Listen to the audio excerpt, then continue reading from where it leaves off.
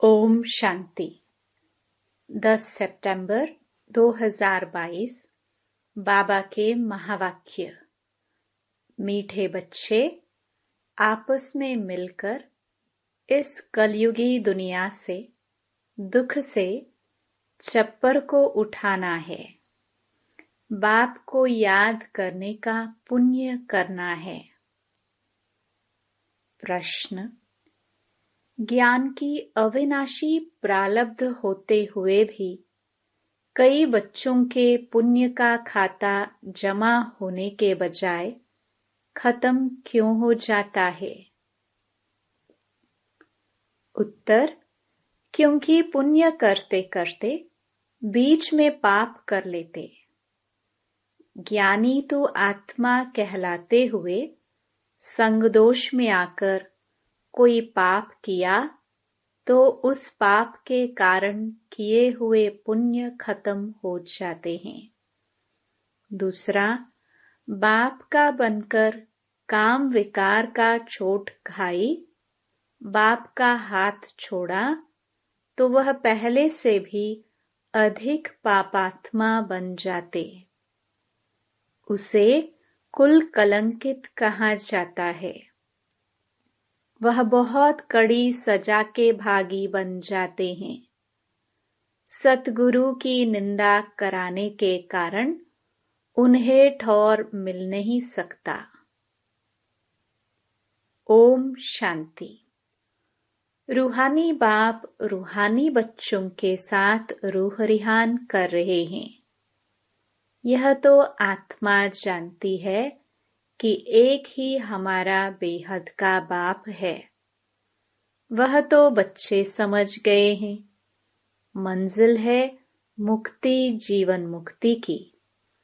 मुक्ति के लिए याद की यात्रा जरूरी है और जीवन मुक्ति के लिए रचना के आदि मध्य अंत को जानना जरूरी है। अब है दोनों ही सहज। सृष्टि का 84 जन्मों का चक्कर फिरता रहता है। यह तुम बच्चों की बुद्धि में रहना चाहिए। अब हमारा 84 जन्मों का चक्र पूरा होता है। अब हमें जाना है वापस घर। अब वापस तो कोई जा नहीं सकते, क्योंकि पापात्मा है। पापात्माएं मुक्ति, जीवन मुक्ति में जा नहीं सकती। ऐसे ऐसे विचार करने होते हैं। जो करेगा सो पाएगा और खुशी में रहेगा तथा दूसरों को भी खुशी में लाएगा। तुम बच्चों को कृपा व मेहर करनी है, सबको रास्ता बताने की। समझाना है तुम्हारी आत्मा सतो प्रधान से अब तमो प्रधान बन गई है, इसलिए वापस जा नहीं सकती। पुकारते भी हैं, हे पतित पावन। बच्चे जानते हैं कि अभी पुरुषोत्तम संगम युग है। यह भी किसको अच्छी रीति याद रहता है, किसको याद नहीं रहता है। घड़ी घड़ी भूल जाता है। परंतु तुमको अगर संगम युग याद रहे तो भी खुशी का पारा चढ़ा रहे। बाप टीचर याद रहे तो भी खुशी का पारा चढ़ा रहे। किसको बड़ा रोला विघ्न बीच में पड़ता, किसको थोड़ा पड़ता। पड़ता तो जरूर है। कई ऊपर जाकर फिर नीचे आ जाते हैं। कोई की अवस्था अच्छी होती है तो दिल पर चढ़ जाते हैं, फिर नीचे गिरते हैं तो की कमाई छठ हो जाती है। जैसे दुनिया में कितना दान पुण्य करते हैं, इसलिए कि पुण्य आत्मा बने। फिर अगर पुण्य करते करते पाप कर्म करने लग पड़ते तो पापात्मा बन पड़ते हैं। तुम्हारा पुण्य है ही बाप को याद करने में।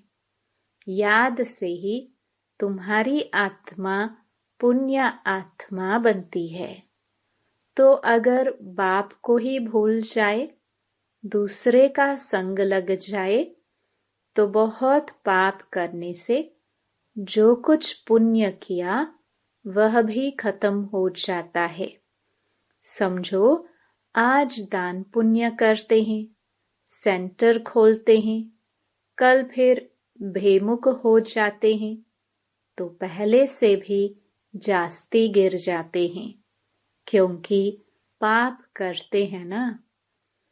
तो वह खाता जमा के बदले ना हो जाता है। पहले बहुत अच्छी सर्विस करते थे, बात मत पूछो, फिर एकदम गिर जाते हैं, शादी कर लेते हैं, पहले से भी जास्ती खराब हो जाते हैं। पाप करने से फिर वह पाप का बोझा चढ़ता जाता है। जमा और ना की जैसे मुरादी कमाई संभाली जाती है ना, परंतु इन बातों को भी कोई समझने वाला ही समझे। पाप भी कोई हल्का कोई बड़ा होता है। काम का सबसे बड़ा, क्रोध सेकंड, लोभ उनसे कम, मोह उनसे कम, नंबरवार होते हैं। काम की चोट खाने से फायदे के बदले नुकसान हो जाता है, क्योंकि सतगुरु की निंदा कराई तो ठौर पा ना सके। वह दिल से उतर जाएंगे। बाप का बनकर बाप को छोड़ देते हैं, फिर उसके कर्म पर भी होता है। कारण क्या? चल ना सका। अक्सर करके काम की चोट जास्ती लगती है। यही मुख्य दुश्मन है। कब सुना क्रोध की एफिजी जलाई? नहीं, कामी की बनाते हैं, रावण ठहराना। बाप कहते हैं, काम पर जीत पाने से जगत जीत बनेंगे। बिल्कुल हरा बैठे हैं तो जीत के बदले हार हो जाती है। बाप को बुलाते हैं, हे पतित पावन आओ। काम से बहुत पीड़ित होते हैं, फिर कहते हैं बाबा काला मुंह कर दिया। बाबा कहेंगे तुम तो कुल कलंकित हो। क्रोध व मोह के लिए ऐसे नहीं कहेंगे।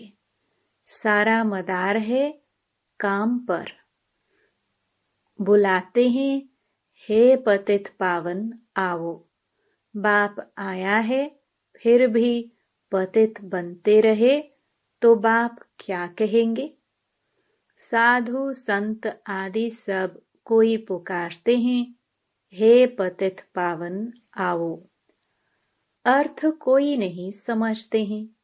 कोई मानते हैं कि हाँ, आने वाला है जो नई दुनिया स्थापन करेंगे, परंतु टाइम लंबा दे देने से घोर अंधियारे में गिर पड़े हैं। ज्ञान और अज्ञान है ना। बाप समझाते हैं, भक्ति में तुम जिसकी पूजा करते हो उसे जानते नहीं तो वह भक्ति किस काम की। न जानने के कारण जो कुछ करते वह निष्फल हो जाता है। मनुष्य समझते हैं दान पुण्य करने से फल मिलता है, परंतु वह है अल्पकाल के लिए, काग विष्ठा के समान सुख। सन्यासी भी कहते हैं यह दुनिया में जो सुख मिलता है वह काग विष्ठा समान है, बाकी सब दुख ही दुख है। बाप कहते हैं मामेकम याद करो तो तुम्हारे सब दुख दूर हो जाएंगे। विचार करो कि हम कितना याद करते हैं, जो पुराना हिसाब खत्म भी हो और नया जमा भी हो। कितना कोई जमा करते हैं, इसमें धन आदि की बात नहीं है। यह तो है कि पाप कैसे मिटे। मूल बात है ही पवित्र बनने की। ऐसे भी नहीं समझो कि बाबा को लिख कर देने से कोई जन्म जन्मांतर का खत्म हो जाएगा। पापों का बोझा जन्म जन्मांतर का बहुत है, वह सब नहीं कटते हैं। इस जन्म में जो किए हैं उसकी हल्काई हो जाती है। बाकी तो मेहनत बहुत करनी पड़े। जितना याद में रहेंगे उतना पापों का बोझा हल्का होता जाएगा। कोई बच्चे बहुत मेहनत करते हैं, लाखों को रास्ता बताते हैं, 84 जन्म का चक्र समझाते हैं। जन्मों के हिसाब को तुम जानते हो। विचार करो कितना योग बल है। हमारा जन्म कब होगा? सतयुग आदि में हो सकेगा? जो बहुत पुरुषार्थ करेंगे वही सतयुग आदि में जन्म ले सकेंगे। वह कोई छिपा थोड़ी रहेगा। ऐसे मत समझो कि सभी कोई सतयुग में आएंगे। कोई तो पिछाड़ी में आकर थोड़ा बहुत ले लेते हैं। जो जास्ती कमाई करते हैं वह जल्दी आते हैं। कम कमाई करते तो देरी से आते हैं। इसलिए बाप को तो बहुत याद करना चाहिए और है भी बहुत सहज। जो अच्छी रीति याद करेंगे उनको खुशी रहेगी। हम जल्दी नई दुनिया में आएंगे। राजा बनना है तो प्रजा भी तो बनानी है ना। प्रजा ही नहीं बनाएंगे तो राजा कैसे बनेंगे? कोई सेंटर खोलते हैं, उनकी कमाई भी बहुत होती है। फायदा होता है तो 2-3 सेंटर भी खोलते हैं। सेंटर तो बाबा भी खोलते रहते हैं। जो करते हैं उनका हिसाब उसमें आ जाता है। मिलकर तुम सब दुख का छप्पर उठाते हो ना। सबका कंधा मिलता है ना, तो हिसाब सबको मिलता है। जितना मेहनत करते हैं उतना ऊंच पद मिलेगा। उनको खुशी भी बहुत होगी। देखा जाता है कितनों का उद्धार किया। सर्विस बहुत अच्छी करते रहते। जैसे मिसाल देते हैं मम्मा का। मम्मा ने बहुत अच्छी सर्विस की तो उनका कितना कल्याण हो गया। मूल बात है सर्विस करने की। योग की भी सर्विस है ना। डायरेक्शन मिलते रहते हैं, कैसे याद करना है। यह बिंदी का राज भी बाबा ने अब समझाया है। अब आगे चल और भी सुनाते रहेंगे। दिन प्रतिदिन उन्नति होती जाएगी। पॉइंट्स निकलती रहती हैं। बहुत डिफिकल्ट भी नहीं है, सहज भी नहीं है। जो सर्विस में तत्पर है वह झट पॉइंट को पकड़ लेते हैं। जो सर्विस में नहीं रहते उनकी बुद्धि में कुछ भी नहीं बैठता। बिंदी बिंदी कहते रहते, परंतु कैसे बिंदी को याद करे, कैसे बिंदी को देखे? है बहुत सहज बात। कोई बिंदी को सामने रख थोड़े ही याद करना है। यह तो समझने की बात है। आत्मा कितनी छोटी बिंदी है। आत्मा का नाम, रूप, देश, काल कोई बता नहीं सकेगा।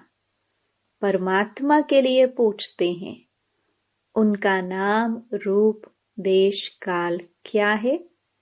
बेसमझ मनुष्य न आत्मा को जानते न परमात्मा को जानते हैं। यहाँ भी हैं जो पूरी रीति नहीं जानते हैं, फिर बाबा बाबा कहते रहते। नॉलेज कहाँ सीखते हैं? कुछ भी सर्विस करते नहीं, खाते रहते हैं।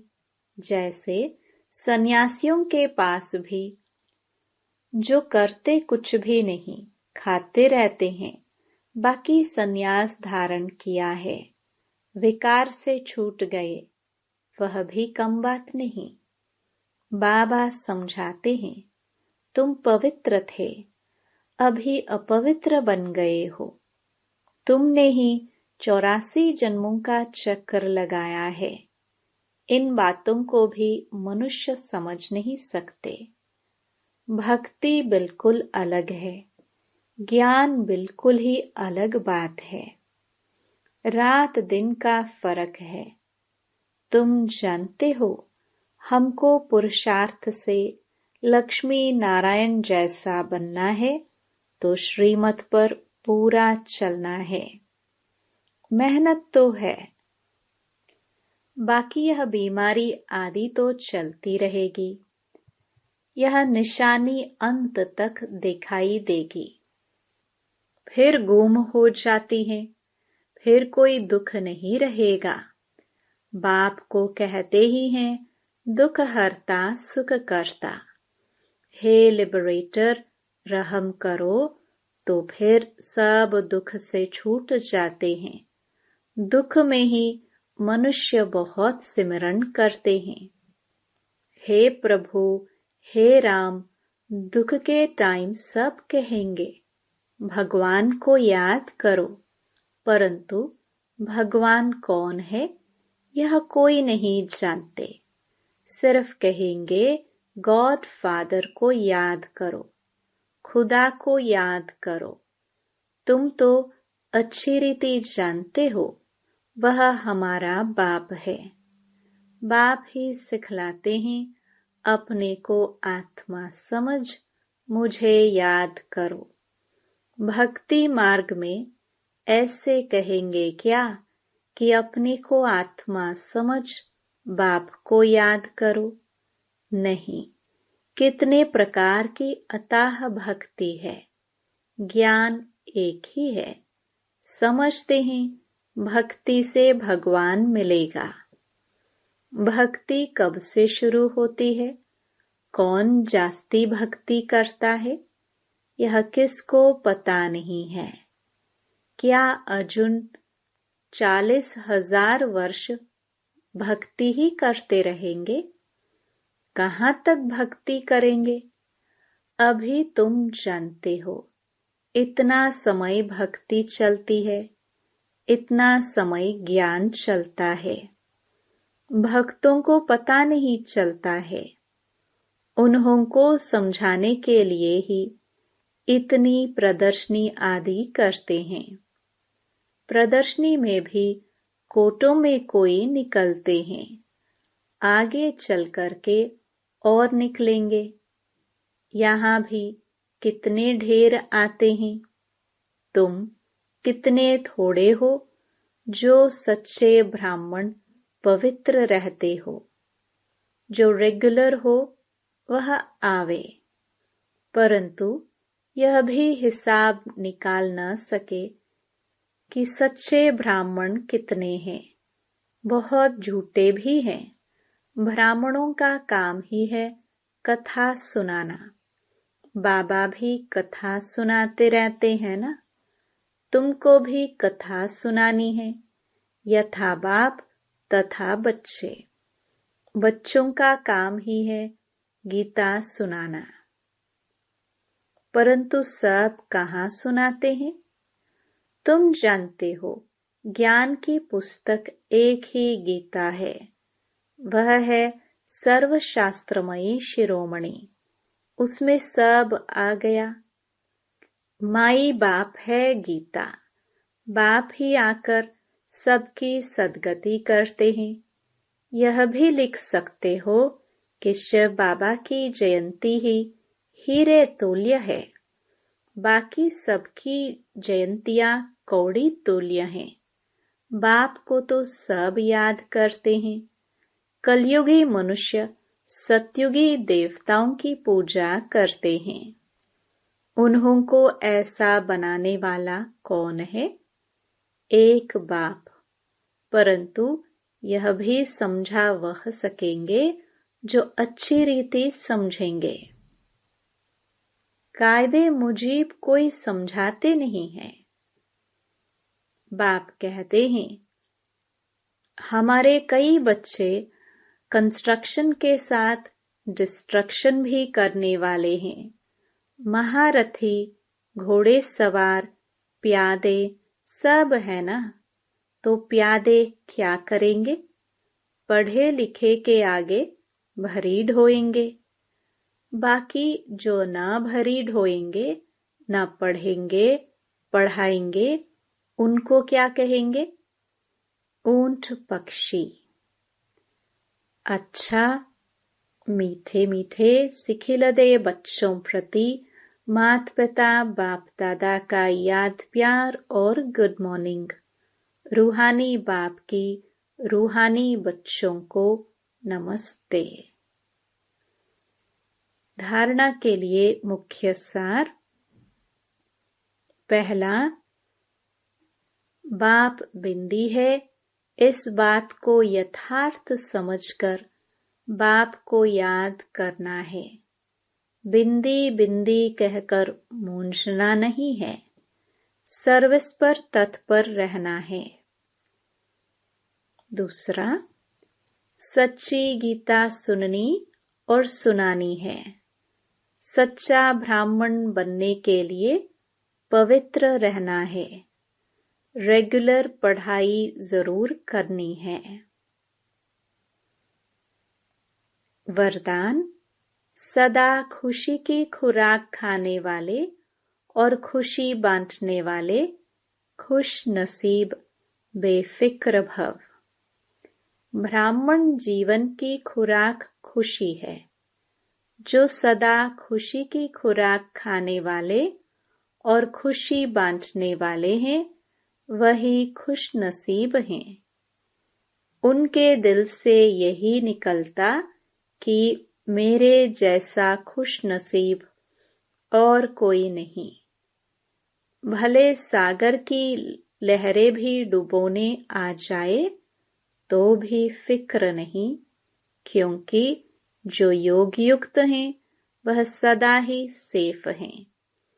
इसलिए सारे कल्प में इस समय ही आप बेफिक्र जीवन का अनुभव करते हो। सतयुग में भी बेफिक्र होंगे, लेकिन ज्ञान नहीं होगा।